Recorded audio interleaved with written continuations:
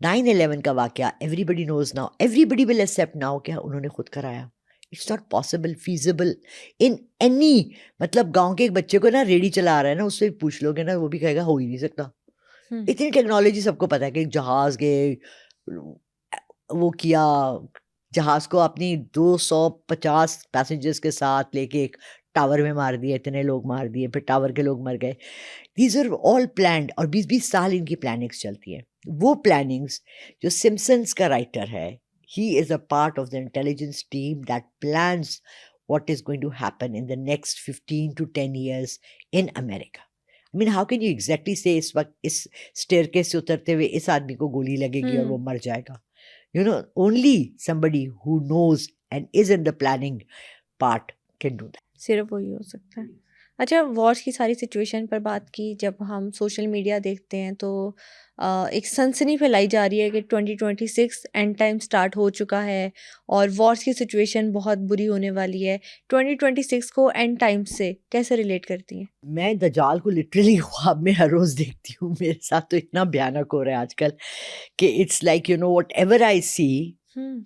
और लोगों ने मुझ पे बड़े इल्ज़ाम लगाए कि मैं इल्यूमिनाटी के साथ हूँ। मैं अब जिनको मैंने फ़ॉलो किया हुआ है, वो सारे यही इसी के बारे में बात कर रहे होते हैं। हुँ। आपको पता है आर्टिफ़िशियल इंटेलिजेंस का यही है कि आप जिस चीज़ को लाइक करेंगे, वो उसके बाद वही एल्गोरिदम चीज़ें आपको वही एल्गोरिदम आपका लाइक दिखाता कंटेंट रहेगा। दिखाता है। सो एंड ऑफ टाइम का वो एक है, वो बताते रहते हैं, तो वो बार-बार, बार-बार के जी, हम जो समझ रहे हैं ना कि ये दज्जाल है और वो यूँ उतरेगा और वो यूँ आएगा, it's not going to happen like this. In reality it's already started happening. अब आप सिर्फ ये देखें कि आजकल के जो ट्रेंड्स हैं, जो आजकल के नॉर्मल लोगों के, अभी जो आपने ये इतने बड़ा स्कैंडल देखा एप्स्टीन फाइल्स का, हम उस पे डिस्कशन हुँ। यहाँ नहीं करेंगे, वो एक पूरा और टॉपिक है। ये हमें एक्सपोज़र जो दे रहे हैं, these things have been happening for the last 200 years. हुँ। किसी न किसी फ़ॉर्म में ये हर जगह हो रहा है। ठीक है? अगर आप 200 साल भी जो उठा लें, आप 1000 साल पहले देख लें, रोमन्स के ग्लैडिएटर देख लें आप, स्पार्टकस मूवी देख लें आप, यही ज़ुल्म, तशद्दुद आप अपने गाँव में देख लें। वहाँ गरीबों के बच्चों पे कुत्ते दौड़ाए जाते थे, उनको कुत्ते कुत्ते खा रहे होते थे बच्चों को। उनको एक शादी हुँ। का मैंने देखा, किसी ने वीडियो बनाई कि 2-3 बच्चे आ गए, वो जो खाना बचा हुआ था वो खा रहे थे, उन्होंने अपने कुत्ते उन पे छोड़ दिए। उन्होंने कुत्तों को, मतलब हुँ। इतनी बेरहमी।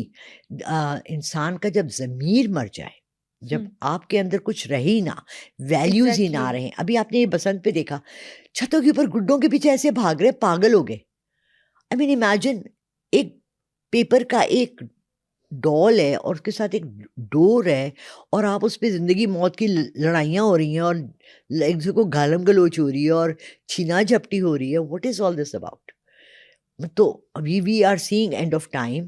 अच्छा, सबसे बड़ी बात, एंड ऑफ टाइम के बारे में कहा गया था, 2-3 ऐसी शहादतें थी जो हमारे नबी पाक सल्लल्लाहु अलैहि वसल्लम की अहादीस में है। अल्लाह मुझे अ, सही ज़ुबान इस्तेमाल करने के लिए दे, क्योंकि देखें अल्फाज का हेर-फेर है। आप खुदा ना ख़्वास्ता कोई गलती कर लें तो बहुत बहुत मुश्किल होता है इस तरह बैठ के। घर-घर नाच-गाना होगा। अब आपने देख लिया, केबल आ गया, टीवी हुँ। आ गया, हर वक़्त हर किसी के घर में कोई ना कोई आवाज़ आ रही होती है। नॉइज़ पॉल्यूशन हो गई है। डिसरिगार्ड ऑफ पेरेंट्स हो गए, ओल्ड होम्स पाकिस्तान में भी बन गए, माँ बाप बोझ लगने लगे हैं, कदरें क्या है हमें समझ ही नहीं आ रही। हम ईस्टर्न को फॉलो करें, वेस्टर्न को करें, हमें अपनी कदरों से दूर हो गए हैं। पैसा सगा सगा भाई एक दूसरे को जान का दुश्मन बन गया है यही पैसे के सिचुएशन लिए, है। यही है ना? तो और क़यामत क्या है?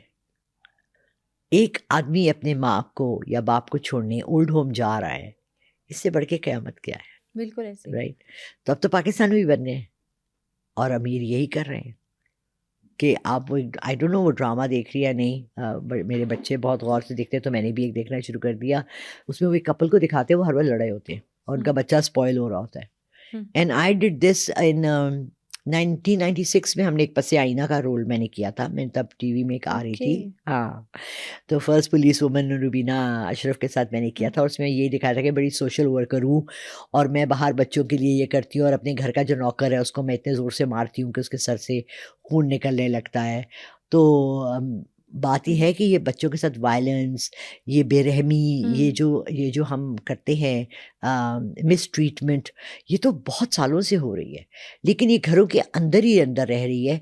इसको हमने, ये अब जब से यूट्यूब आया है या सोशल मीडिया आया है, तब से ये तब इन ज़्यादा चीज़ों को एक्सपोज हाईलाइट होना, किया जा रहा है। हाईलाइट किया जा रहा है। नहीं तो ये हो तो रहा है, रेप, यंग बच्चियों का रेप घरों पे अपने क्लोज फैमिली मेंबर्स से, वो किसको बताएंगी? एक ऐसा अलमिया है जिसको कि एक बच्चा डिस्क्राइब भी नहीं कर सकता। मैं एक और सीरीज़ देख रही थी, हिस एंड हर, उसमें वो दिखाते हैं 16 बर्थडे पे, तो वो लड़की सारी ज़िंदगी बोलती नहीं है, 10 साल बाद, 15-20 साल बाद उसकी जो फ्रेंड्स होती हैं जिन्होंने सारा उसको करवाया होता है रेप, वो सब मरना शुरू हो जाती हैं, उसको मर्डर करना शुरू कर देते हैं। उस बच्ची की माँ करती है, शी सीज़ अ वीडियो, जब वो 16 साल की थी कि इन लड़कियों ने ये किया उसके साथ, शी स्टार्ट्स किलिंग देम, और वो कहती है बिल्कुल जायज़ है क्योंकि उन्होंने मेरी बच्ची की ज़िंदगी डिस्ट्रॉय की। बात ये है कि हमारे सब घरों में अंदर गंद है, हम कितनी गलाज़त बाहर निकालते हैं, दिखाते हैं, कितना छुपाते हैं, ये हमें ही पता है। बट एंड ऑफ टाइम तो आ गया है, दज्जाल इज़ हियर। 1 आए हो या 2 आए हो, दज्जाल इज़ हियर। अच्छा, ये दज्जाल के आपके ख्वाब में आने का क्या मामला है? जब मैं ऐसी चीज़ें देख के सोऊँगी तो फिर ख्वाब में कौन आएगा यार? कोई फ़िल्म का हीरो थोड़ी आएगा, फिर दज्जाल ही आएगा ना। जब मैं एंड ऑफ टाइम का वो आने वाला है, वो ये है, वो इस तरह हुआ, वो ये हुआ।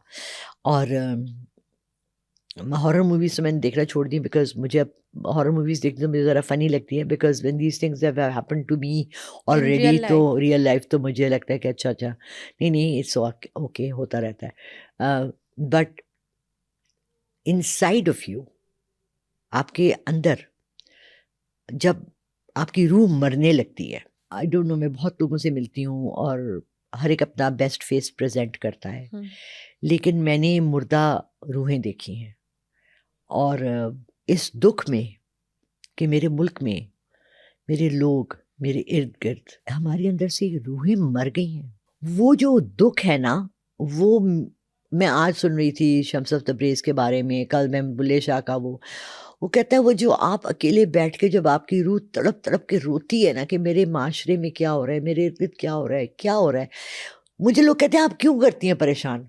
सामने लॉन्ड्री में लड़के नहीं नमाज़ पढ़े, छोड़ो ना, आपका क्या मसला है? नीचे दुकान थी और नहीं पढ़े थे नमाज़, तो आपको क्या है? आपने क्या सबकी ज़िम्मेदारी थोड़ी उठाई हुई है? बट फिर मुझे अपने नबी पाक सल्लल्लाहु अलैहि वसल्लम की बात याद सल्लल्लाहु अलैहि आती है वसल्लम। कि उनकी एक सूरत होती थी, और कुछ अल्फाज आपकी माइंड में रह जाते हैं ना, और तुम तो अपने इत्ते को हलाक कर दोगे इनके दुख में, इनको अगर नहीं समझते तो इनको छोड़ दो।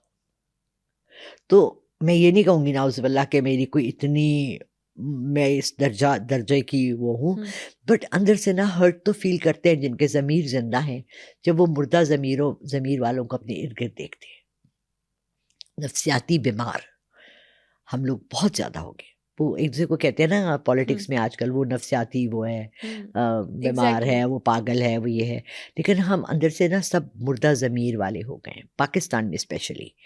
मैं इतनी डिप्रेस हूँ कि आप सोच नहीं सकती कि मैं रोज़ रात को सोने से पहले सिर्फ़ एक ही दुआ करती हूँ। पाकिस्तान की सलामती की।